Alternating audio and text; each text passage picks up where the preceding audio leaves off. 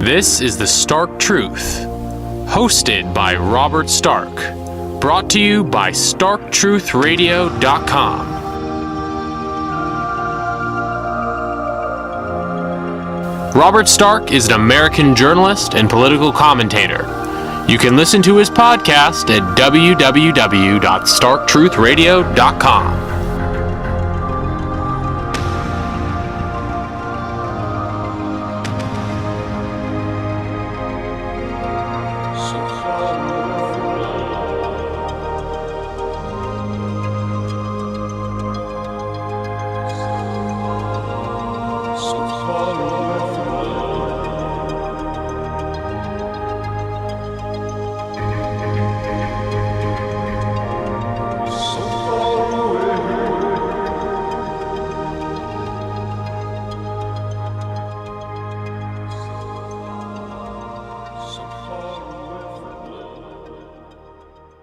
This is Robert Stark. I am joined here with Brandon Adamson and Matthew Pegas, and we are going to be discussing Andrew Yang. Good to be here. Hey, guys. So these Andrew Yang memes, they're basically everywhere on Twitter now, and basically he is the candidate, and basically everyone that we associate with is backing him now. And Brandon, the last time you were on the show, we discussed Tulsi Gabbard. So you never really supported Bernie Sanders, but you were initially a Tulsi Gabbard supporter. Yeah, I was. I mean, I think that in a different election, like, she would probably be the best candidate. But I think that, like, when Bernie entered the race, it pretty much just wiped out her chances, because that's kind of like a very similar demographic to hers, whereas I think Yang is kind of more like, has some of that appeal, but has like a much broader, more unconventional appeal. He's even more of an outsider, and it seems as if he's bringing an even more kind of novel coalition together and kind of fusing some different things in an interesting way that Tulsi does a little bit, but he does it in a more radical way. Yeah, her primary issue is, foreign policies are focused, combined with some of the economic issues of Bernie Sanders. I would actually say this election, Bernie Sanders is less anti-establishment than he was last election, and there actually are parallels. I wouldn't say Bernie Sanders has not sold out to the degree that Trump has, but there definitely are parallels between Trump and Sanders. So Bernie is less anti-establishment than he was last election. So basically taking up social justice and establishment talking points. Andrew Yang is the anti-establishment candidate of this election. Right. What it kind of reminds me of is how when Ron Paul ran the second time in 2012, like, he had kind of toned down a lot of the stuff that had made him popular in 2008 as like an anti-establishment candidate. You remember they suddenly, like, he was no longer really talked about immigration and that kind of stuff. It was just all about like the gold standard and that sort of thing. Oh yeah, I remember that. So when he ran the second time, and I don't know, but like Bernie, to me, he's proven that he's very easily like bullied into backing the establishment thing. I mean, he even both him and Tulsi fell for that like Jussie Smollett hoax and entry. It was just like embarrassing. And also, like, he increasingly just Bernie doesn't have anything really interesting to say.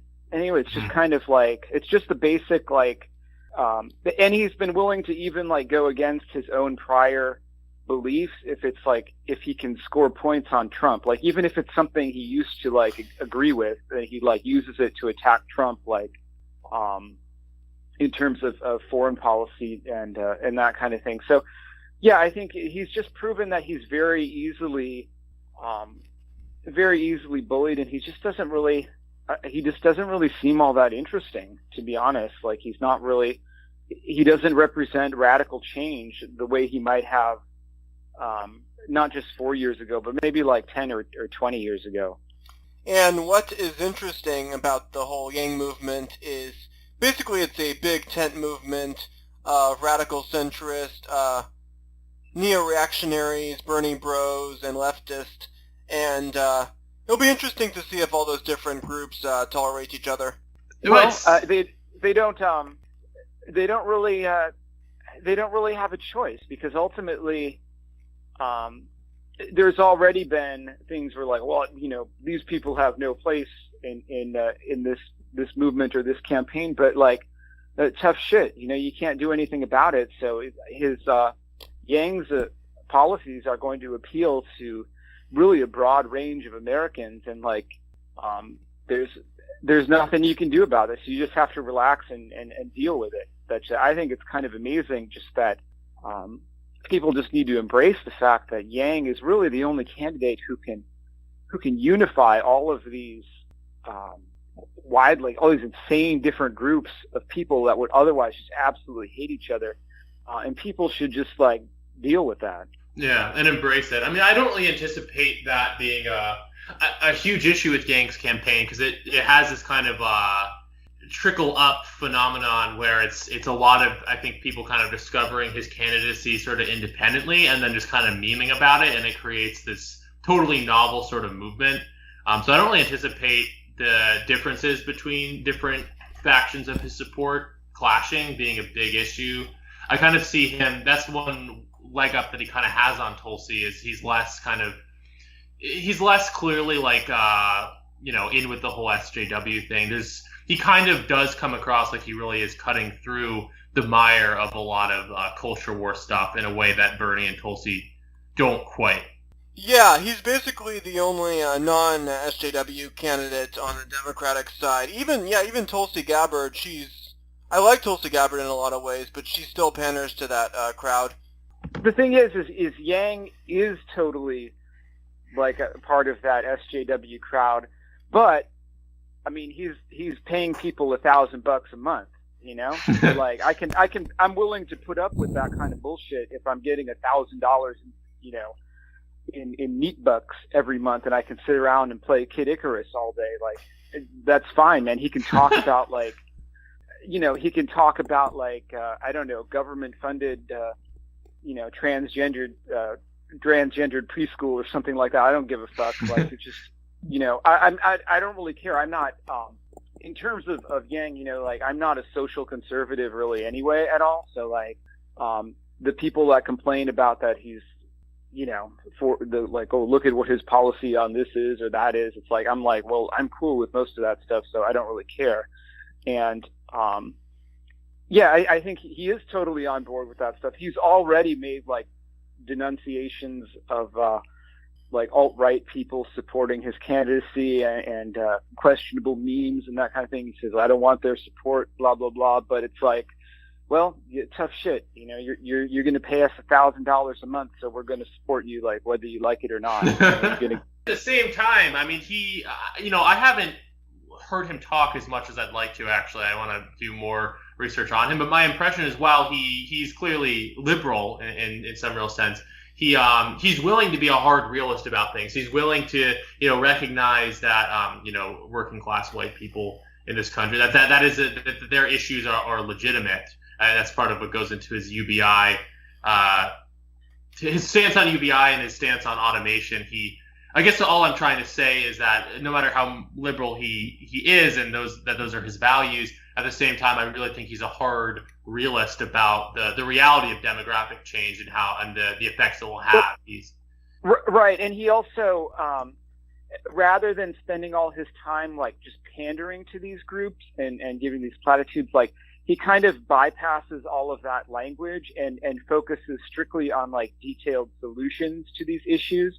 So like, that's, he has a solutions oriented approach. So rather than just talking about social justice, pandering to these groups, like, he just puts forward these detailed policies that are going to actually address these issues in ways that benefit everyone. So it's like, he's on board with all of the social justice stuff, but what does it matter if the policies he's implementing are going to benefit everyone? Then who cares? His candidacy isn't so ideological. It's not based on these bullshit talking points. It's very, very policy oriented. And like, it's almost like no matter what your stance on all of his views are, it's like we can appreciate getting someone who's actually putting forward problem solving type ideas rather than, you know, SJWism on the one hand or the America First Trump rhetoric, which is getting old too. Yeah, most of the interviews Yang has done they're very much focused on policy, and especially economic policy, because most candidates, major candidates, especially Trump, but even Bernie Sanders to a degree, everything is about these slogans and platitudes, and pretty much most of his interviews are focused on his proposal for a basic income. And Brandon, have you been an advocate and supporter of the basic income for quite some time? Yeah, I mean, of course, we've talked about it on this show many times. Of course, because we're also, I mean, both, all three of us, I guess, we're all artists, so it has kind of a different meaning to people like us as opposed to maybe normies that just have this idea that, well, if you get 1,000, you're not going to have any purpose in life and you're just going to sit around and eat junk food or whatever. Whereas for people like us, it has kind of we're able to kind of more pursue our passions, without like sitting in some shitty cubicle all day and wishing that you could be at home painting or something like that. You know what I mean? So I've always been a supporter of it because, yeah, I mean, I think working any job sucks ass. And Yang's, what he understands is that, and this is where people sometimes go against him if they're for more of these traditional solutions like limiting immigration or trade restrictions, and automation taking jobs. Like, I think Yang recognizes that that those forces are not going to be able to be stopped. Like, you're not going to be able to have the U.S. be competitive and not technologically innovate, not become more efficient. So the answer to that then is to find these weirder, more kind of experimental solutions where yeah, we won't stop these companies from automating. We'll just figure out a way to just give people money, instead of just trying to fight this thing and become primitivists or something like that. We're just going to let these companies do their self-checkout and their robot manufacturing and all that, and instead we'll just give people money with the extra money that's being made with all of this new efficiency.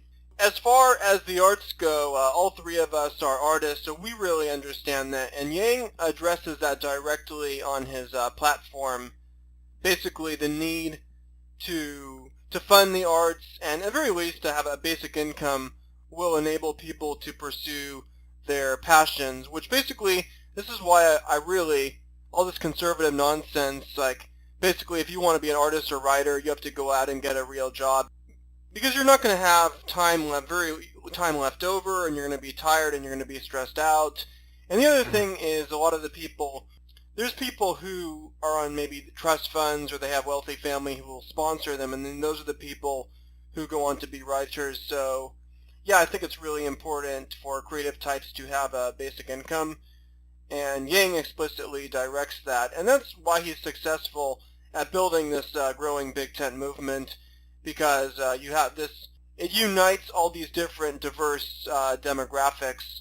Yeah, as far as the basic income goes, we're not going to stop automation, and you're going to have Luddites trying to pass laws limiting automation, but it's inevitable. And the other thing is how to adapt to automation, because say you have someone making $50,000 a year, and the neat bucks they're going to get is $12,000 a year. So basically the basic income is a cushion. It takes the edge off of economic stress, and it gives you enough to survive, just to take care of your very basic needs, but it's not enough to really live on and live a good life. So it's a cushion, but it's not enough. But I still think it's very important to support this. Yeah, no, I definitely agree. I mean, in terms of the automation, I think, again, to call Yang a sort of realist candidate, I mean, I can definitely understand sort of Luddite arguments to try and hold this stuff back, But I think I kind of have this deterministic view of history and technology in this way, where it's like you can try to push it back as much as you want, but eventually eventually these developments will happen. And I think that Yang is realistic about that. Also, a basic income, it saves money on bureaucracy and on incarceration. And basically, Yang's position is to limit and to streamline bureaucracy, basically limiting the size of government workforce. And in some ways, that's a more centrist or even a conservative position. Yeah, it's like I don't know all the details of his specific view of UBI, but it's almost like, just making a very simple thing: give every person $1,000, and then you can actually make government smaller after that. So it doesn't fit clearly as like a form of socialism. It's a kind of radical centrism. And also, there's this concept of trickle up economics, because if everyone has an extra $1,000, then they're going to be spending a lot of that in their local economy, and it will contribute to a lot of entrepreneurship. And that's a very important thing, because Trump is basically promoting failed trickle-down economics, which have been tried by Republicans in the past since Reagan, and trickle-down economics obviously failed. But the whole concept of trickle up economics, because also it would decentralize the spread of wealth. So with trickle-down economics or Reaganomics, wealth gets too concentrated in the hands of a few, but pumping in a lot of money into basically how the welfare state in its current form that's not really effective in distributing wealth either, because there's a lot of problems with that, including the bureaucratic element. But with the basic income, it will have a much more even spread across the nation, because everyone will get an equal amount. Yeah, no, I completely agree. And think how many copies of Journey to Vapor Island you could stockpile if you got with $1,000 a month. Be like, yeah. I think about that kind of thing, because I like to mail out books and things to market it, so that I could send out 300 or 400 copies a month. I could mail out it's much easier than it would be so progress. Good culturally, or potentially so good culturally. I mean, I think this issue of us being artists and having a certain perspective on UBI because of that is very interesting. And it kind of reminds me, it ties into, I believe, the last show you posted, Robert, with Bay Area guy on Dave Graeber's book Bullshit Jobs, about how our work culture is so kind of just this emphasis on you need to work in order to find meaning is kind of and also that brings up an interesting point, because you always hear people claim that being an artist or something is like a bullshit job. Well, meanwhile they're in the cubicle selling overpriced social media marketing packages that absolutely no value at all. And also with conservatives, they have this idea that it's that you have to make a lot of money as an artist or something for it to matter or something like that. But that's not necessarily how art works. And a lot of the people who are well-known artists, a lot of them are just trust fund kids that simply have the time to do all this stuff. It's either you're a trust fund kid, or you just have absolutely nothing and you can just barely just find a way to live and scrape by. So it's kind of this idea of that the market solves everything, or the market determines what is good. That's like saying that Justin Bieber makes $50 million out of that, whereas some other musician or something could be much more interesting or something like that. Yeah. But according to conservative ideals, that means that Katy Perry is the best, which is actually kind of ironic if you think about it, because they would be the first ones to say that all of these famous like social justice celebs are like idiots and like awful people, but yet according to their mindset, because they're the most successful. So that mentality, ironically, it's anti. I mean, it's actually a radical liberal position. It's anti-elitist because the way free markets work is the more people you sell to. So I'm very critical of the left, but at least their ideology is somewhat consistent. Conservatism is just based on so many contradictions because, yeah, it's a very anti-elitist position because it's not how it works. And one thing about that Yang has been saying that's really important is he does talk about what we're saying about bullshit jobs, basically the culture where one's economic output determines one's worth in society. And he was talking about the whole, like, the massive rise in suicide rates are basically caused by that because a lot of people are becoming economically obsolete and basically they see no self-worth for themselves, of value in society. So what Yang's talking about, this whole concept of human-centered capitalism, so we have to measure the success of our economy and other factors other than GDP. So basically things like social mobility, social capital, mental health. Yeah, and also I mentioned this to someone on Twitter, but with like universal basic income, like you're more free to move around and live where you want. Like I can't even think of all of the times where I've like been miserable just because I couldn't move because I was trapped in some job, and like if you move to a new city you got to make sure you have a job there and like an apartment and all of that. So it's like it would be nice if you just had that and you could say like, well, I could move to this town even if prices inflate or something because everyone's getting this money. Like you can always move from like Los Angeles to Boise or something like that, and then you would still, you know what I mean? Like you could move to it.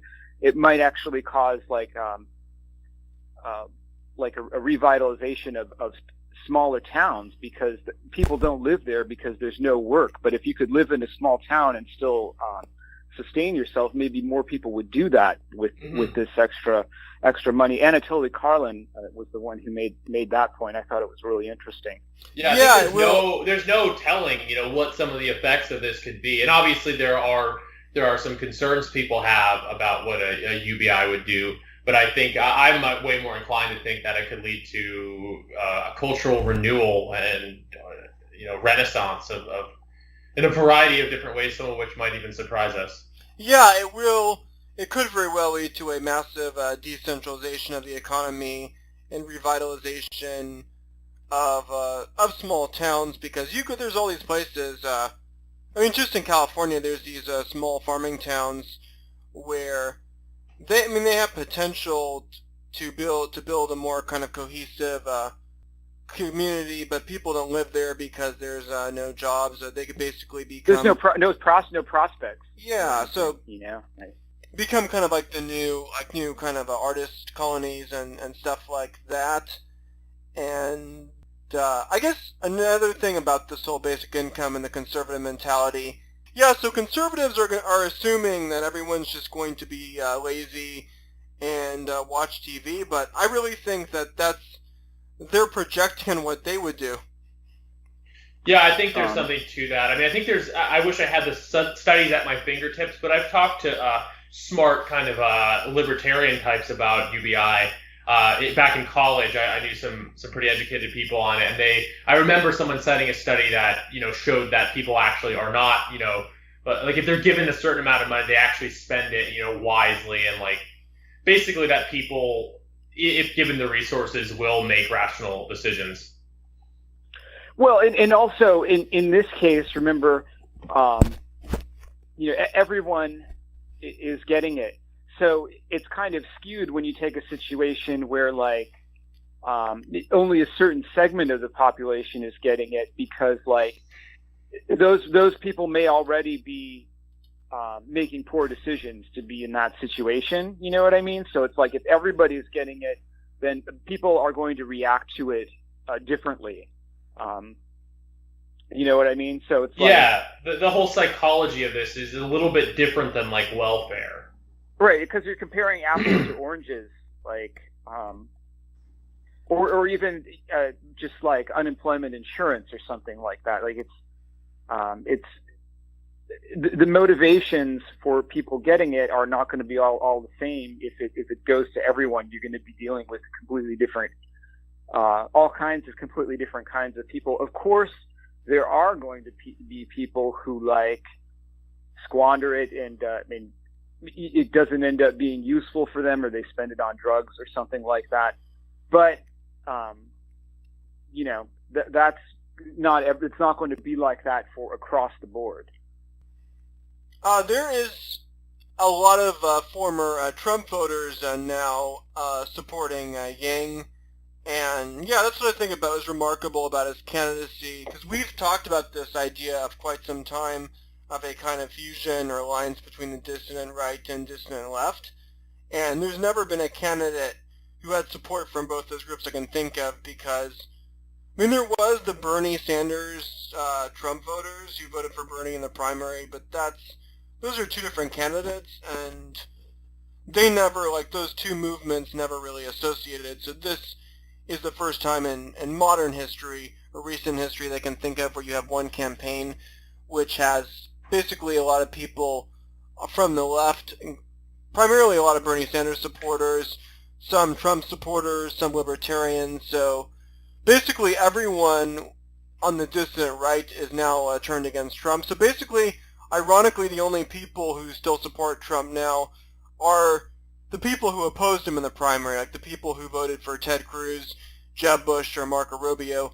All of Trump's original supporters. That's Trump's base now. That's Trump's base now. Like, and Coulter basically, she came out against Trump. Lou Dobbs said something very critical of him. Basically, as the alt-right goes, Richard Spencer has been against him a long time, but now the alt-right types are now against Trump. What is interesting, though, is that what Yang has managed to do is what something that no one could ever do, and he's actually managed to unite all of these former factions of the alt-right that hate each other. Like, can you imagine, Greg Johnson is posting Yang Gang stuff, Richard Spencer, and all of the irony bros, those people, the people who had been the Daily attacking Stormer Spencer for years. Yeah, the Daily Stormer. But remember, all of these people fucking hate each other, and they are all on board with Yang Gang. Even Nick Fuentes, I think, came out for supporting Yang now, and that's huge. It's absolutely everyone. Yeah. The only people that are the holdouts are just the most kind of surly, just the kind of old school Stormfront people that just have absolute humorless assholes. Well, I have seen a few things. I guess I gather we will be talking about immigration at some point, because I have this Twitter account, Identitarian Quotes, put a bunch of stuff about how Yang's immigration policy.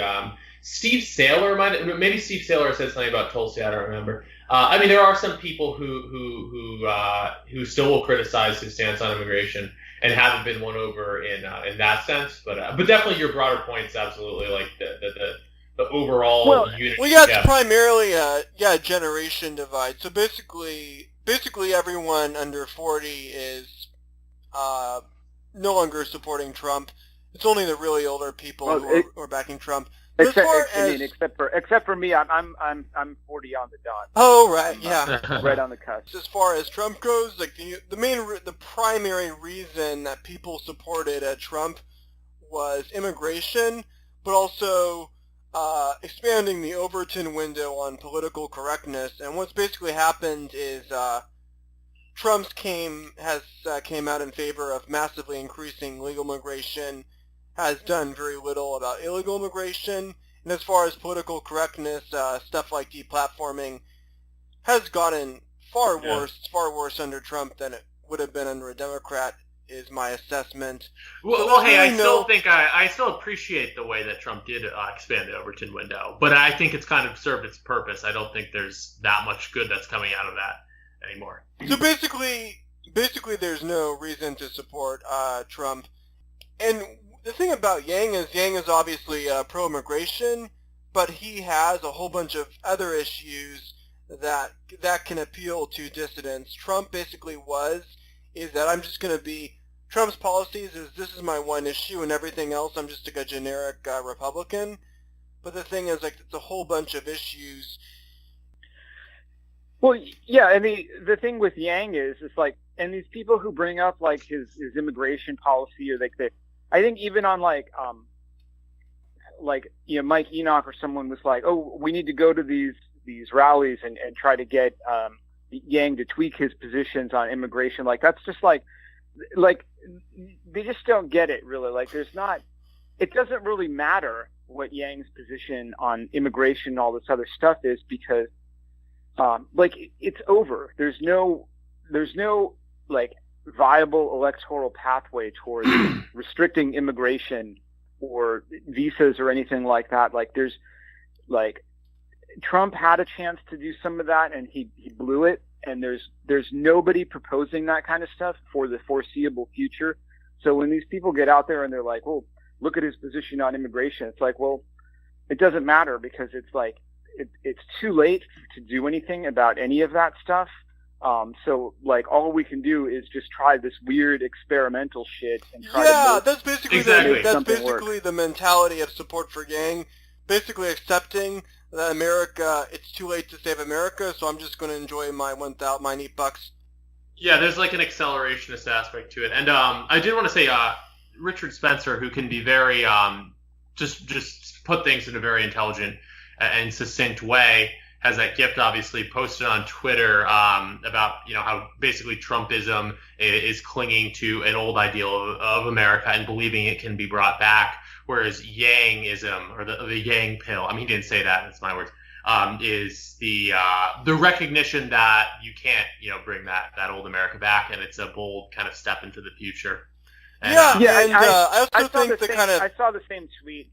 Like, I saw the same tweet, and yeah, basically Yangism is a recognition that like the America we know and love is over, and so we got to step into this brave new thing and try to maneuver something interesting out of it. Like, but the old stuff of like, oh, we're gonna use tariffs and we're going to stop mass immigration from the third world. Like, there's really, it seems like there's no possible way to implement that, and there's no one even close to the levers of power who could actually do anything about that. So it like, it doesn't matter what the fuck Yang's position on immigration, because it's like, okay, well, you point to me the guy who is point to me like the pro-white candidate who's going to like restore 1950s America and like completely like evict everyone from California and New York and Florida and all of these like hundreds of millions of people. Like, there's nobody promising to do that. So it's like you're going to have to find a way to to worm your way into the system and like these other people do. And like I said, even if all Yang does is follow through on his promise to like ban robocalls and sign the American Mall Act, or to preserve and repurpose these structures, like that alone would be more than Trump ever did for me. And for $1,000 a month, if he could get that, I mean, that would allow me fucking total escapism from normies, and I would be living the shut-in lifestyle, and just like living it up. Like, yeah, that's the other thing about neat bucks, is working a job forces you to conform to society, and I think with the basic income, it enables escapism, but also enables people to form their own small subcultures which are completely removed from mainstream society. So in a sense, that basically, I mean, that is a genuine freedom that you want, not the kind of freedom that conservatives say. Freedom as having a job and making your money.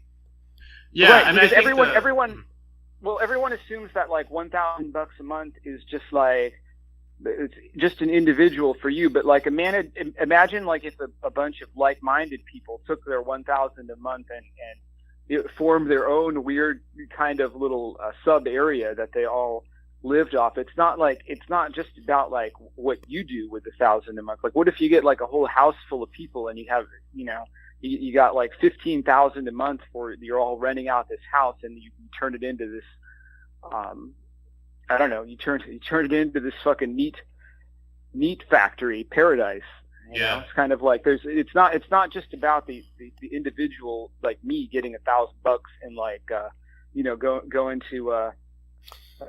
going to Steinmart and buying a bunch of sunglasses and shit, Yeah, so some people are concerned that the basic income will make society more socially atomized, which I kind of think it would. But we have to work with that. That could happen with people just living in these small cubicle apartments, like micro apartments, and playing video games all day and eating junk food.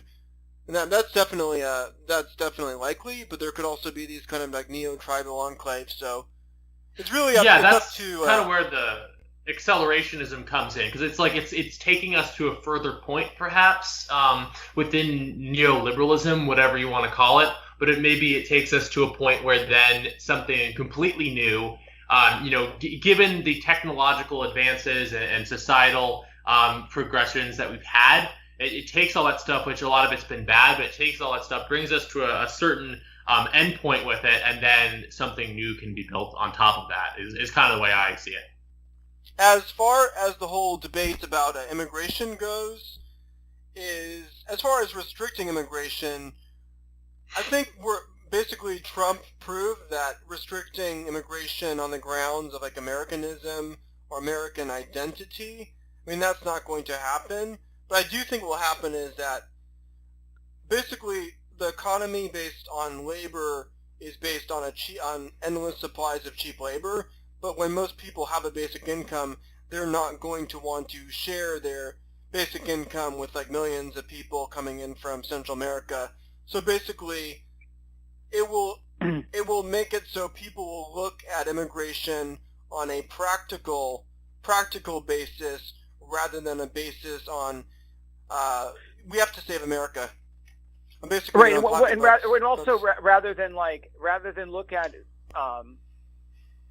it's going to have people might potentially, not necessarily, because most people are pretty dumb and not very logical, but a lot of people will look and if bringing in masses of people from like Somalia or something means that like suddenly they're going to stop getting their $1,000 check every month, like, well, then they might actually give a shit. It's kind of like old people with their Social Security. It's like the minute that you start talking about that, like they just like, they go ape shit. So that is a possibility. Not saying that, because I don't want to like make the full argument that I think like, well, maybe, people will care about immigration like once this happens, because it seems like most people are just like, they're just too stupid to really give a shit, so I would rather not even like try to make that prediction. But I do think that what Trump made a very serious flaw, I think, or maybe it wasn't even a flaw. Maybe he just like, maybe he's just a complete charlatan. But what he did, where he made the biggest error, was that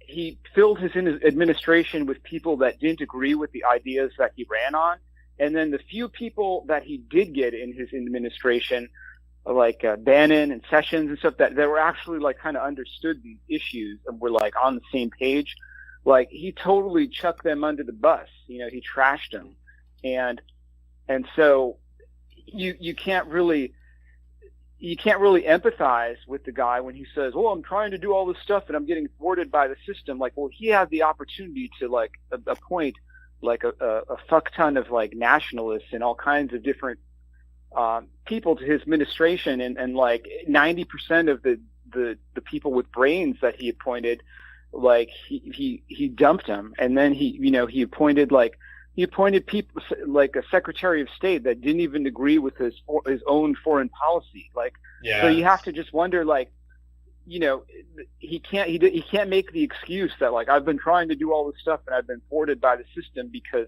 to the extent that he had the ability to utilize the system and have some control over it, he completely squandered what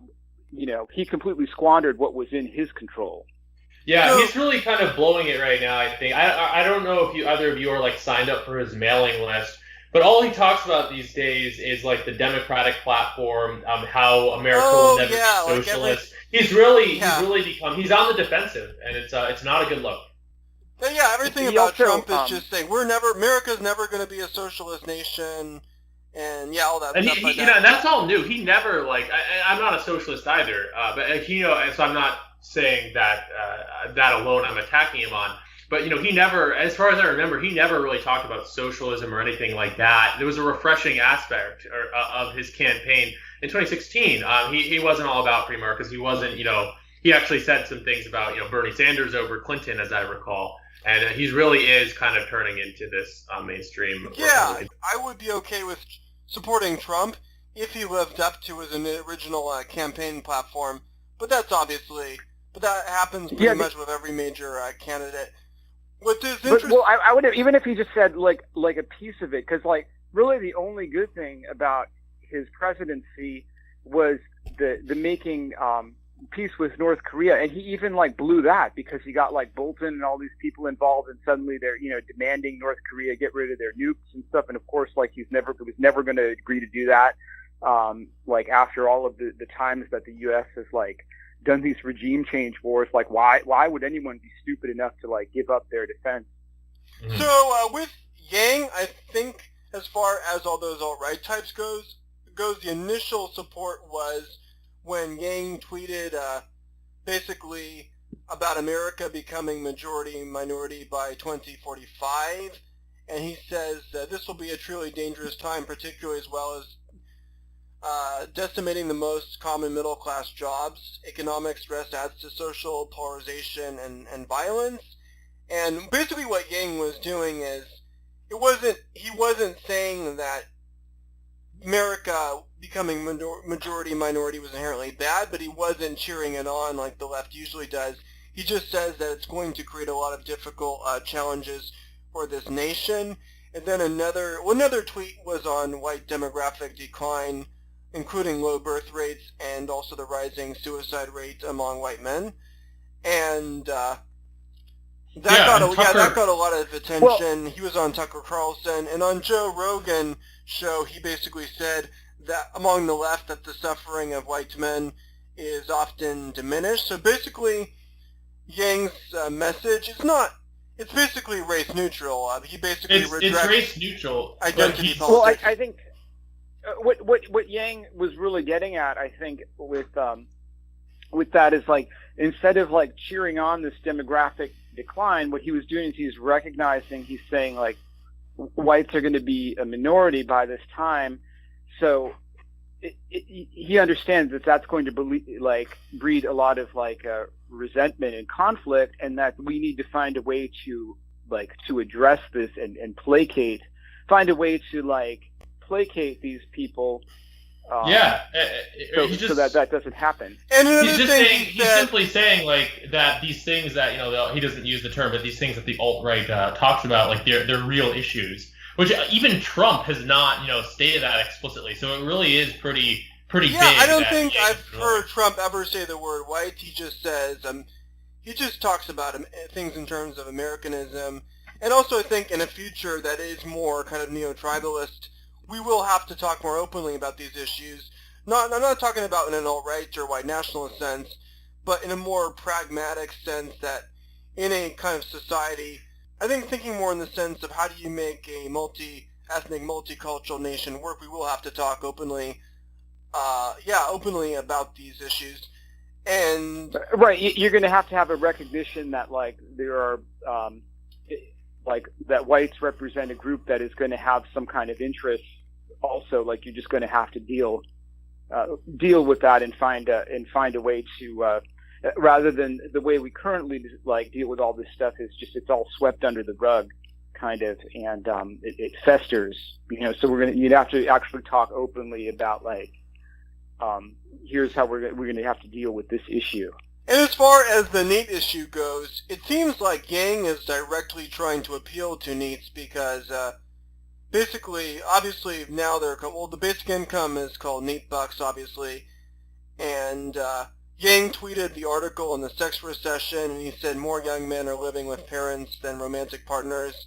And Anatoly Karlin tweeted that Yang is explicitly the candidate for high IQ NEET. So, yeah.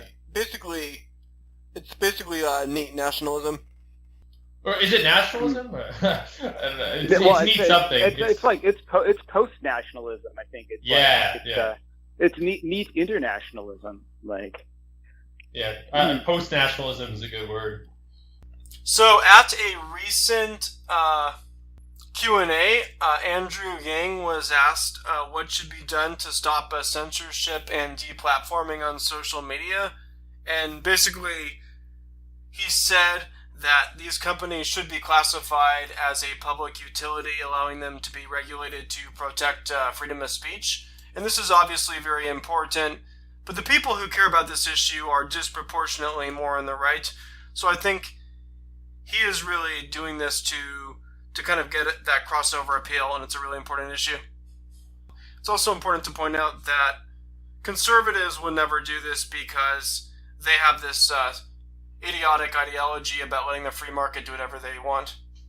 Right, like, these are private businesses. They can do whatever they want, which only makes sense up to a certain point when they have a complete monopoly. And in many cases, some of these like corporations, these tech companies have are more powerful than the government in terms of like speech and getting the word. Because I mean, even if you could post whatever you wanted to on some government website or something like that, I mean, that would still that's still nothing compared to what Twitter and Facebook and Instagram, the reach that these kind of sites have. So Yang is supporting the Mall Act, and this would invest in decaying malls and all these malls that are sitting empty, because basically if a mall declines, it leads to crime, economic decay, all sorts of problems, and it's really important to revitalize these places. And another thing about Yang is he has a position on zoning, and he talks about the whole issue with NIMBYs restricting housing, because that's a huge issue in major urban areas, is that housing densities are restricted, and that pushes out a lot of middle-class people. So that's a huge issue, and he's the first major presidential candidate to address zoning and the whole housing crisis. And as Brandon, you have a personal fascination and passion for malls, so what's your interest in the Mall Act? He's now actually being called, like, because of this, like the vaporwave candidate. Yeah, well, I think that what appeals to me about it is that he actually like recognizes that that these structures shouldn't just be like left sitting there to rot or like demolished, that they actually have like a community purpose, and that they could be like repurposed for something else, so that they will still have the kind of utility they had in terms of fostering community and things like that, which most people don't think about, like the mall as being that. It's like a place to shop, but I think because malls... a big difference between, I think, like my generation and like later generations is that like when we were teenagers and stuff, like we went to the mall, like we might have been like going to the arcade or something like that, but you would actually like, you would meet people there. Like that was used to be a thing. Like we would go to the mall and try to meet some girls or something like that. And I think that one of the reasons why younger people are so socially retarded is because they don't really have that. And it's like when I was a kid, like you actually had to work to make friends. Like you couldn't just like go online and just like start chatting with random weirdos or something like that, like on a network. Like you actually had to go in person and like get out of the house and actually like work to meet someone like in person. And I think that that's like, people underestimate just how psychologically important that is, because you see all of these like millennials and Generation Z that they get into like these work situations and they're just completely socially retarded, and they handle like, you know what I mean? They just have constant like anxiety over the most basic shit, you know, like someone saying hello to them or something like it. Just the most basic shit. Like I was just always like working for like social media companies and things like that. I was always just amazed at like the bizarre like social retardation of some of these people, that they just like, and they've really never been socialized. It's just like if you take a dog to the dog park that has like never been out of the house, and he's gonna act like all fucked up compared to dogs that are like well socialized. People are going to continue to use the internet, and that's not going to change. But I think the only thing we can do about social atomization, I think one thing we can do is restructure our urban planning model. So I think back in the 80s and 90s, and I even remember this as a kid, a lot of older people were dismissing malls as basically as like consumerist, but it was basically, they kind of served as like the equivalent of the town squares, places where people would go to meet. And in a lot of suburban areas today, like there's absolutely nothing. Yeah, or you will go to go to like Walmart or something. But even those places are in trouble too. But those in not... a store like, you don't really go to Walmart or even a more like an upscale store. You just go there for utilitarian purposes to buy something, and then you just leave. Yeah, it's not really... but the whole point with the mall is that it actually has an aesthetic. I mean, it's a very capitalist aesthetic, and people didn't take it very seriously from a cultural perspective in the 80s and 90s. But now that they're closing, it's plain that something is lost there, that these are aesthetically exactly interesting. Yeah, and Yang gets that, which for me too, as a fan of malls, really hits me emotionally. Yeah, and I think also a lot of it has to do with... He's actually like, he's only like 36 years old, so he's probably had like... I think he's about your age. He was born in 75, so yeah, he's a Gen Xer. He grew up in the 80s and 90s, so I think, he gets that. So he would have had the same experience where like he probably recognizes...